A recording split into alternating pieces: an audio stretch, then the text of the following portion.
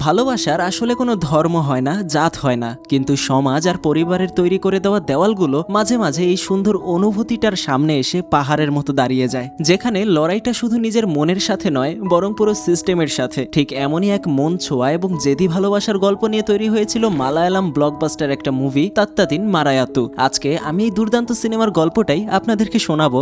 তো চলুন ডুব দেওয়া যাক আজকের গল্পের গভীরে। গল্পের শুরুতেই আমরা আলাপ করব এই গল্পের প্রাণ বিনোদের সাথে। বিনোদ ছেলেটা ছোটবেলা থেকে একটু অন্যরকম। একবার সমুদ্রের পাড়ে সেই হিজাব পরা একটা ছোট্ট মেয়েকে দেখেছিল। সেই হিজাবের আড়ালে মেয়েটার মায়াবী মুখ বিনোদের মনে এমনভাবে গেঁথে গিয়েছিল যে সে তখনই মনে মনে খোদার কাছে আবদার করে বসেছিল যে যেন বড় হয়ে সে ঠিক এরকমই একটা মেয়েকে নিজের জীবন সঙ্গিনী হিসেবে পায়। আর আছে মনোজ, যাকে বিনোদ শুধু বড় ভাই হিসেবে নয় বরং একজন আদর্শ মানুষ হিসেবে শ্রদ্ধা করে। মনোজ মূলত একজন কমরেড যে সাধারণ মানুষের অধিকারের জন্য লড়াই করে। বিনোদ তাকে এতটাই সম্মান করে যে মনোজ তাকে যা বলে সে চোখ বন্ধ করে তা পালন করে। বিনোদ মনে মনে বলে, মনোজ ভাই যদি আমাকে আগুনের উপর দিয়ে হাঁটতে বলে আমি তাতেও রাজি আছি। এবার পরিচয় করিয়ে দেই আমাদের গল্পের হিরোইন আয়েশার সাথে।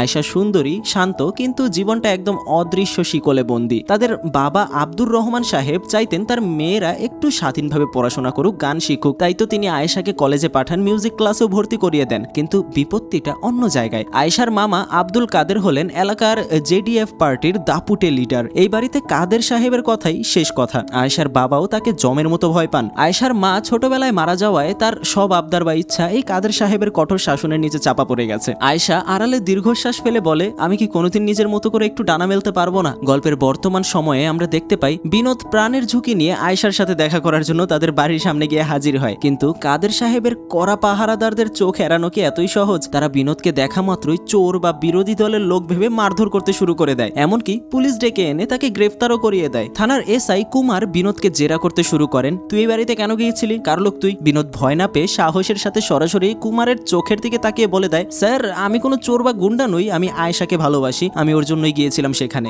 এই কথা শুনে এসআই কুমার একটু থমকে যান। আসলে কুমারের চরিত্রে একটা নরম জায়গা আছে। তিনি নিজেও একসময় কাউকে খুব ভালোবাসতেন, কিন্তু সেই প্রেম পূর্ণতা পায়নি।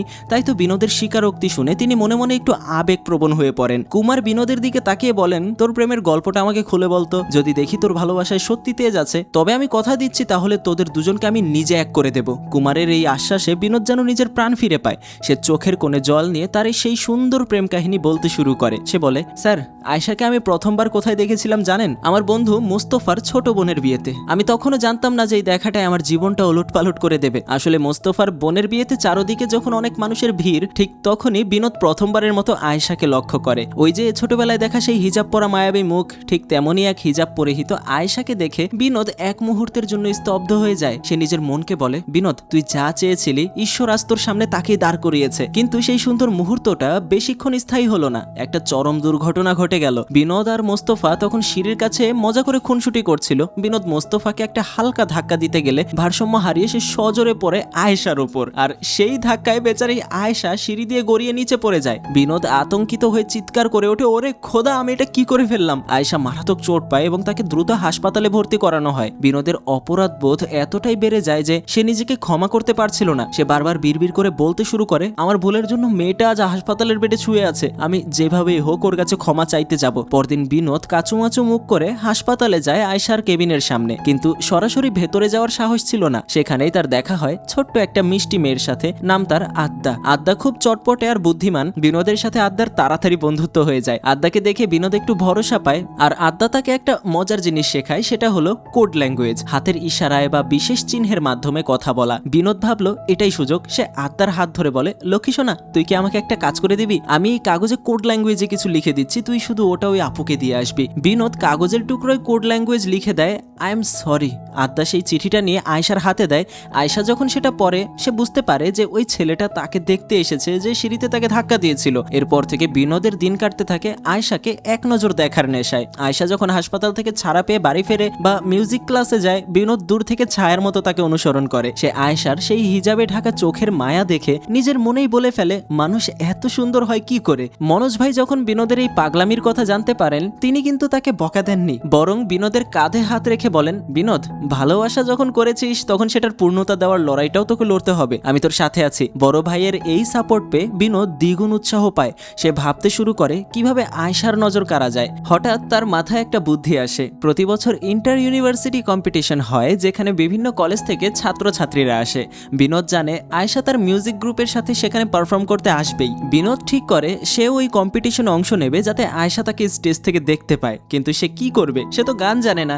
হঠাৎ তার মাথায় আসে ডফ মুথুর কথা। এটি ভারতীয় মুসলিম সম্প্রদায়ের এক আঞ্চলিক ঐতিহ্যবাহী নাচ, যেখানে তারা গোল হয়ে দাঁড়িয়ে ড্রাম বাজিয়ে নাচে। বিনোদ মোস্তফাকে বলে, আমি ডফ মুথু শিখব, এই নাচের মাধ্যমে আমি আয়শার হৃদয়ে পৌঁছাতে চাই। মোস্তফা তাকে নিয়ে যায় এক ওস্তাদের কাছে, যার নাম নাজাফ। কিন্তু নাজাফকে দেখেই বিনোদের বুকটা ধক করে ওঠে। তাদের মধ্যে একটা পুরনো তিক্ত অতীত ছিল। ইন্টারমিডিয়েট পড়ার সময় বিনোদ ফাতেমা নামের একটা মেয়েকে পছন্দ করত, কিন্তু ফাতেমা ভালোবাসতো নাজাফকে। বিনোদ যখন এটা জানতে পারে তখন সে বন্ধুদের নিয়ে নাজাফকে খুব মারধর করেছিল। নাজাফও ছেড়ে দেওয়ার পাত্র ছিল না, সেও পাল্টা জবাব দিয়েছিল। বিনোদ দরজার বাইরে দাঁড়িয়ে ইতস্তত করে বলে, আমি কি ভেতরে যাব? নাজাফ যদি আমাকে চিনে ফেলে তবে তো শেষ করে দেবে আমাকে। কিন্তু আয়েশার মুখটা মনে পড়তেই সে তার সব ভয় কাটিয়ে সামনে এগিয়ে যায়। সে মনে মনে বলে, আয়েশাকে পাওয়ার জন্য আমি নাজাফের পায়ে ধরতেও রাজি। শেষ পর্যন্ত সে ভেতরে যায়। দেখা যায় সেই ঘটনার পর ফাতেমা নাজাফকেও ছেড়ে চলে গিয়েছে। নাজাফ এখন একা। বিনোদ তার গল্প চালিয়ে যায়। বিনোদ কিন্তু এগুলো এসআই কুমারকে বলছিল, আর সে মন্ত্রমুগ্ধের মতো শুনছেন।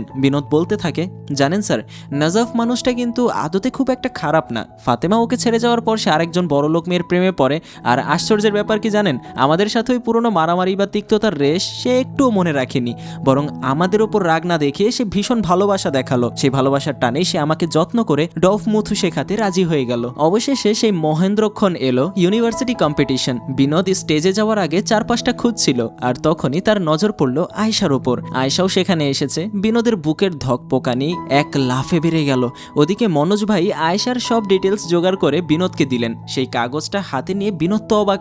সে উত্তেজনায় কাঁপতে কাঁপতে বন্ধুদের বলল, আরে আজকে তো আয়শার জন্মদিন, খোদা কি তাহলে আমাদের এক করার ব্যবস্থা আজকেই করে রেখেছেন? সেখানে বিনোদের আবার দেখা হয়ে গেল ছোট্ট আদ্দার সাথে। আদ্দার মা একজন টিচার, তাই সেও মায়ের সাথে কম্পিটিশনে এসেছে। বিনোদ সুযোগটা হাতছাড়া করলো না। সে ঝটপট সেই কোড ল্যাঙ্গুয়েজে লিখে ফেললো হ্যাপি বার্থডে। কাগজটা আদ্দার হাতে দিয়ে কানে কানে বলল, একটু ওই আপুকে দিয়ে আয় তো। আদ্দা যখন চিরকুটটা আয়শাকে দিল, আয়শা মুখ তুলে সরাসরি বিনোদের চোখের দিকে তাকালো। বিনোদের মনে হলো এই এক চাহনিতে সে যেন 1000 বছরের তৃষ্ণা মিটিয়ে নিয়েছে।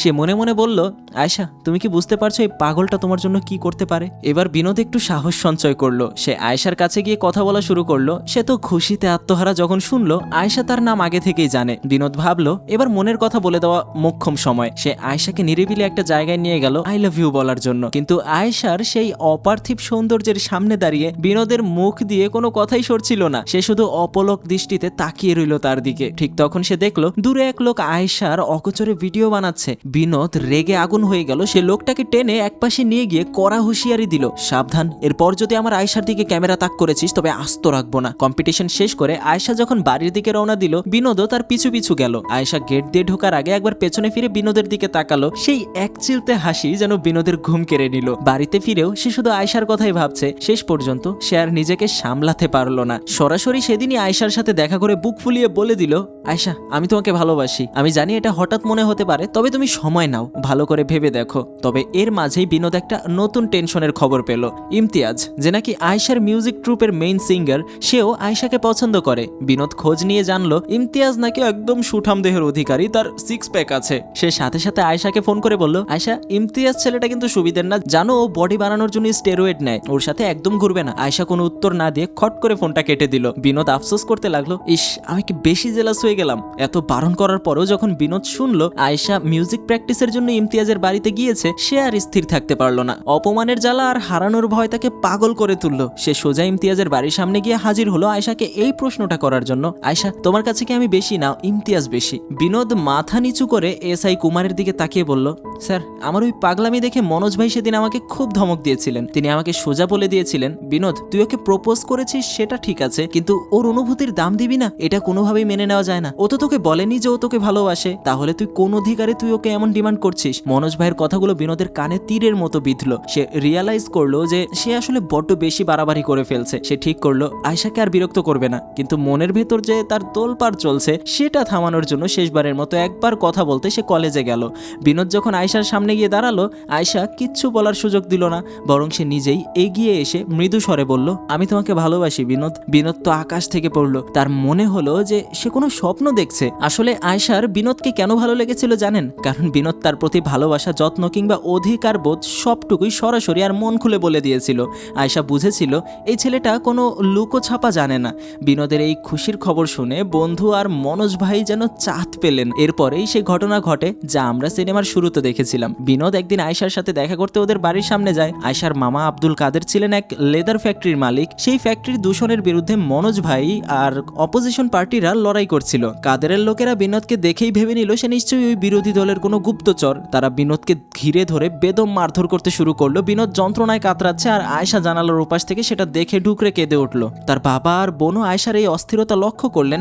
এরপরে পুলিশ এসে বিনোদকে থানায় নিয়ে যায়। পুরো গল্পটা শোনার পর এসআই কুমারের চোখ ভিজে এলো। তিনি বিনোদের কাঁধে হাত রেখে বললেন, আয়েশা যদি তোকে সত্যি এত ভালোবাসে তবে আমি কথা দিচ্ছি তোদের দুজনকে কেউ আলাদা করতে পারবে না। থানা থেকে ছাড়া পেয়ে বিনোদ যখন বাড়ি ফিরল সেখানে শুরু হলো আরেক তুলকালাম। তার বাবা মা এই প্রেমের কথা শুনে প্রচন্ড রেগে গেলেন। বিনোদ স্পষ্ট জানিয়ে দিল, আমি আয়েশাকে ছাড়া কাউকে চিনি না। এই নিয়ে কথা কাটাকাটি এক পর্যায়ে বিনোদ ঘর থেকে বেরিয়ে এলো। এসআই কুমার যখন এটা জানতে পারলেন তিনি বিনোদকে থাকার জন্য থানায় একটু জায়গার ব্যবস্থা করে দিলেন। কুমার বুঝলেন শুধু ভালোবাসা দিয়ে তো পেট ভরবে না, বিনোদকে স্বাবলম্বী হতে হবে, কিন্তু ব্যবসা করতে গেলে তো টাকা লাগে। কুমার তখন এক অভিনব বুদ্ধি বের করলেন। তিনি বিনোদকে দিয়ে রাস্তার মোড়ে একটা হেলমেটের দোকান দেওয়ালেন আর নিজের পুলিশি পাওয়ার খাটিয়ে তার টিমের সবাইকে বললেন যে মোটরসাইকেল আরোহীকে পাবে ধরে ধরে বিনোদের দোকানে পাঠাবে। কিন্তু কিছুদিনের মধ্যেই বিনোদের হাতে বেশ কিছু টাকা জমে গেল। বিনোদ ঠিক করলো এই টাকা দিয়ে সে একটা বোরকা শপ খুলবে।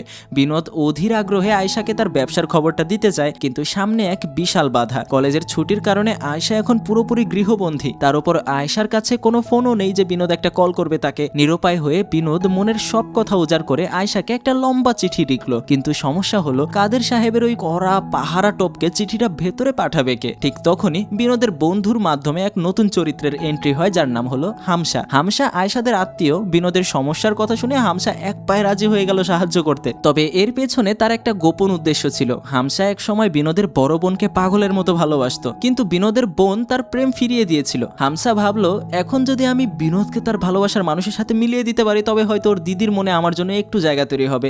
বিনোদ হামসার হাতে সেই আবেগী চিঠিটা তুলে দিয়ে বলল, ভাই এটা যে কোনোভাবে হোক আয়েশার হাতে পৌঁছে দিতে। হামসা কথা রাখলো। আয়েশা যখন নিভৃতে বসে বিনোদের সেই চিঠিটা পড়লো তার দু চোখ আনন্দ অশ্রুতে ভরে গেল। এরপর থেকে হামসার মাধ্যমে তাদের মধ্যে প্রতিদিন চিঠির আদান প্রদান চলতে লাগলো। তাদের এই গোপন প্রেম যেন কাগজের পাতায় নতুন করে প্রাণ পেল। এরই মাঝে একদিন বিনোদ জানতে পারলো তার মা মন্দিরে এসেছেন। সে তড়িঘড়ি করে মায়ের সাথে দেখা করতে গেল। বিনোদকে দেখে মা আবেগপ্রবণ হয়ে পড়লেন। তিনি বিনোদের মাথায় হাত রেখে বললেন, রে বিনোদ, তুই যখন বাড়িতে ছিলি তোর বাবা সারাদিন হাসি খুশি থাকতো, কিন্তু যেদিন থেকে তুই ঘর ছেড়েছিস মানুষটা যেন হাসতেই ভুলে গেছে। ওটা তোর নিজের বাড়ি, তুই যখন খুশি ফিরে আয়। মায়ের এই আকুতি বিনোদ ফেলতে পারলো না। সে আবার নিজের বাড়িতে গিয়ে সবার সাথে মিশে গেল। বিনোদের বোরকা সব উদ্বোধনের দিন ঠিক হলো শুক্রবার। আয়েশা চিঠিতে জানালো উদ্বোধনটা যেন জুম্মার নামাজের সময় করা হয়, কারণ ওই সময় বাড়ির সব পুরুষ মানুষ নামাজে থাকবে আর আমার পক্ষে চুপি চুপি বেরিয়ে আসা সহজ হবে। বিনোদ সেই অনুযায়ী সব ব্যবস্থা করলো, কিন্তু আয়েশার বড় বোন মেহু আয়েশার এই পরিকল্পনার কথা টের পেয়ে গেলেন। মেহু আয়েশাকে কাছে টেনে নিয়ে দীর্ঘশ্বাস ফেলে বললেন, বোন, আমাদের মতো বাড়ির মেয়েদের কোনো স্বপ্ন থাকতে নেই। আমার জীবনটা দেখ, কেউ আমাকে একবার জিজ্ঞাসা করেনি, 18 বছর বয়সে বিয়ে দিয়ে দিল আর এখন ডিভোর্স নিয়ে এই চার দেওয়ালে পড়ে আছি। তুই বেশি স্বপ্ন দেখিস না, পরে খুব কষ্ট পাবি। কিন্তু আয়েশা দমে যাওয়ার পাত্রী নয়। সে দৃঢ় গলায় বলল, আপু, আমার ওপরওয়ালার ওপর পুরো ভরসা আছে, তুমি দেখো সব ঠিক হয়ে যাবে। শুক্রবার দুপুরের দিকে আব্দুল আয়েশাকে সাবধানে বাইকে করে বিনোদের দোকানের সামনে নিয়ে এলো। বিনোদের পরিবারের সবাই আয়েশাকে দেখে ভীষণ খুশি হলেন এবং তাকে আপন করে নিলেন। আয়েশার হাত দিয়েই দোকানের ফিতা কাটা হলো। উত্তেজনার অতিশয্যে আর ভালোবাসার আবেগে বিনোদ সবার সামনেই হুট করে আয়েশাকে একটা চুমু খেয়ে বসলো। কিন্তু আয়েশা এই আকস্মিক আচরণে প্রচন্ড অপ্রস্তুত আর বিরক্ত হলো। তার চোখে মুখে রাগ ফুটে উঠলো। অনুষ্ঠান শেষে বিনোদ আর তার বন্ধু যখন আয়েশাকে বাড়ির সামনে পৌঁছে দিয়ে এলো তখন তার ঘুণাক্ষরেও জানতো না যে ভেতরে কি ঝড় অপেক্ষা করছে। আয়েশা বাড়ির ভেতরে ঢোকা মাত্রই বুঝতে পারলো সব জানাজানি হয়ে গেছে। কাদের সাহেব আর তার লোকেরা আয়েশার প্রেমের কথা জেনে ফেলেছেন। রাগে উন্মত্ত হয়ে কাদের সাহেব আয়েশাকে নির্মমভাবে মারধর শুরু করলেন এবং তাকে একটা অন্ধকার ঘরে তালাবদ্ধ করে রাখলেন। আয়েশার বাবা আব্দুর রহমান সাহেব অসহায়ভাবে এক কোণে দাঁড়িয়ে সব দেখছিলেন, কিন্তু কাদের সাহেবের দাপটের সামনে টু শব্দ করার সাহস হচ্ছিল না। আয়েশা ওই অন্ধকার ঘরে একা পড়ে কাঁদতে কাঁদতে শুধু বিনোদের কথাই ভাবছিল। তখন বিনোদ আর আয়েশার মাঝখানে পুরোপুরি সব যোগাযোগ যেন একদম বিচ্ছিন্ন হয়ে গেল। তখন বিনোদ যেন এক জ্যান্ত লাশে পরিণত হলো। সে সারাদিন উদ্ভ্রান্তের মতো ঘুরে বেড়াতো আর ভাবতো, আমি কি তবে আয়েশাকে চিরকালের মতো হারিয়ে ফেললাম? ঠিক সেই সময় কাদের সাহেব সাহেবের লেদার ফ্যাক্টরিতে এক ভয়াবহ দুর্ঘটনা ঘটে যায়। গ্যাস লিক বা যান্ত্রিক গোলযোগের কারণে অনেক শ্রমিক আহত হন। খবর পেয়ে বিনোদ আর তার বন্ধুরা সব ভেদাভেদ ভুলে সেখানে ছুটে যায় এবং আহতদের হাসপাতালে ভর্তি করার ব্যবস্থা করেন। এমন সময় আয়েশার বাবা আব্দুল রহমান সাহেব শ্রমিকদের অবস্থা দেখতে হাসপাতালে এলে উত্তেজিত জনতা আর কমরেডরা তাকে ঘিরে ধরে। তারা মনে করে এই দুর্ঘটনার জন্য মালিক পক্ষই দায়ী। ভিড়ের মাঝখান থেকে কয়েকজন তাকে মারধর শুরু করলে বিনোদ নিজের জীবনের তোয়াক্কা না করে আয়েশার বাবার সামনে গিয়ে ঢাল হয়ে দাঁড়ায়। সে চিৎকার করে বলে, খবরদার ওনার গায়ে কেউ হাত দেবেন না। জনতাকে শান্ত করে সে আয়েশার বাবাকে উদ্ধার করে হাসপাতালে ভর্তি করায়। এদিকে কাদের সাহেব এই দুর্ঘটনা নিয়ে রাজনৈতিক মারপ্যাচ শুরু করে দিলেন। তিনি পরিস্থিতি ঠান্ডা না হওয়া পর্যন্ত সপরিবারের শহর ছেড়ে গা ঢাকা দেওয়ার সিদ্ধান্ত নেন। তিনি আয়েশার বাবাকে হুকুম দেন তৈরি হয়ে নিতে। আয়েশার ঘরে গিয়ে কাদের সাহেব দাঁতে দাঁত চেপে হুঁশিয়ারি দেন, বিনোদের সাথে তোমার সব সম্পর্ক আজকেই শেষ করে দাও। কাল ভোরেই আমরা এখান থেকে চলে যাচ্ছি। এরপরও যদি সেই ছেলে তোমার পিছু নেয় তবে তাকে আমি নিজের হাতে শেষ করে দেব। আয়েশা শেষবারের মতো বিনোদের সাথে দেখা করতে যায়। তার চোখে তখন শ্রাবণের ধারা। সে বিনোদকে জড়িয়ে ধরে কাঁদতে কাঁদতে বলে, বিনোদ, এটাই হয়তো আমাদের শেষ দেখা। আমাদের কপালে হয়তো একসাথে থাকা নেই। বিনোদ পাথর হয়ে দাঁড়িয়ে থাকে। আয়েশা চলে যাওয়ার পর বিনোদ যেন অন্ধকার সাগরে তলিয়ে যায়। ওদিকে বাড়িতে আয়েশার বুক ফাটা কান্না দেখে তার বাবা আর স্থির থাকতে পারলেন না। আব্দুর রহমান সাহেব নিজের অপরাধ বোধে দগ্ধ হচ্ছিলেন। তিনি কাদের সাহেবের সামনে গিয়ে সোজাসুজি দাঁড়িয়ে বললেন, আমার ভুলের জন্য আমার স্ত্রীর জীবন শেষ হয়েছে। আমার বড় মেয়ের জীবনটাও নরক হয়ে গেছে, কিন্তু আয়েশার ক্ষেত্রে আমি সেটা হতে দেব না। ও যাকে ভালোবাসে আমি তার সাথে ওর বিয়ে দেব। কাদের সাহেব তার ভাইয়ের এই রুদ্রমূর্তি দেখে তার কথা বাড়ানোর সাহস পেলেন না এবং একাই শহর ছেড়ে চলে গেলেন। বাবার মুখে এই কথা শুনে আয়েশা যেন নতুন জীবন ফিরে পেল। তার বোন মেহুও খুশি আয়েশাকে জড়িয়ে ধরলো। আয়েশা পাগলের মতো বিনোদকে ফোন করতে শুরু করলো, কিন্তু বিনোদের ফোন তখন নট রিচেবল। বিনোদ ততক্ষণে সব আশা ছেড়ে দিয়ে তার বন্ধুকে একটা মেসেজ পাঠিয়েছে, সব শেষ, গুড বাই বন্ধু। মেসেজটা দেখে বিনোদের বন্ধুর বুকটা কেঁপে উঠলো। সে সাথে সাথে এসআই কুমারকে ফোন করে সবকিছু জানালো। কুমার বিনোদের ফোনের লোকেশন ট্র্যাক করে দেখলেন সে নির্জন এক জায়গায় একা বসে আছে। কুমার তার জিপে আয়েশা আর বন্ধুদের নিয়ে ঝড়ের গতিতে সেখানে পৌঁছালেন। বিনোদ যখন দেখলো জিপ থেকে আয়েশা নেমে তার দিকে ছুটে আসছে, তখন তার মনে হলো যেন পুনর্জন্ম পেয়েছে সে। আয়েশা তার কাছে এসে বলল, আমি কোথাও যাচ্ছি না বিনোদ, বাবা আমাদের মেনে নিয়েছেন। দুজনে একে অপরকে জড়িয়ে ধরলো আর তাদের এই মিলনে সবার চোখের কোণে আনন্দের জল দেখা গেল। তবে গল্পের শেষে একটা চমৎকার টুইস্ট আছে যা আপনারা অনেকেই হয়তো খেয়াল করেননি। বিনোদ ছোটবেলায় সমুদ্রের ধারে হিজাব পরা যে মিষ্টি মেয়েটাকে দেখে ঈশ্বরের কাছে প্রার্থনা করেছিল, সে মেয়েটা আসলে অন্য কেউ নয়, এই আয়েশাই ছিল। সেই ছোটবেলার প্রেমী যেন নিয়তির টানে আজ পূর্ণতা পেল। এই ছিল তাত্তাতিন মারায়াতু মুভির এক মায়াবী এবং জেদি প্রেমের গল্প। কেমন লাগলো আপনাদের এই কাহিনীটা কমেন্ট করে অবশ্যই জানাবেন। আর হ্যাঁ, সাবস্ক্রাইব করতে ভুলবেন না। পাশাপাশি এই যে স্ক্রিনে আরো একটা ভিডিও ভেসে উঠেছে, ক্লিক করে দেখা শুরু করতে পারেন। এটাও খুব চমৎকার একটা ভিডিও। হ্যাঁ, আজকের ভিডিওটা একটু ছোট হয়ে গেছে, কিন্তু পরবর্তীতে লং ফর্ম ভিডিও আসবে। তো সাবস্ক্রাইব করুন, লাইক করুন এবং কমেন্ট করে যান। ধন্যবাদ।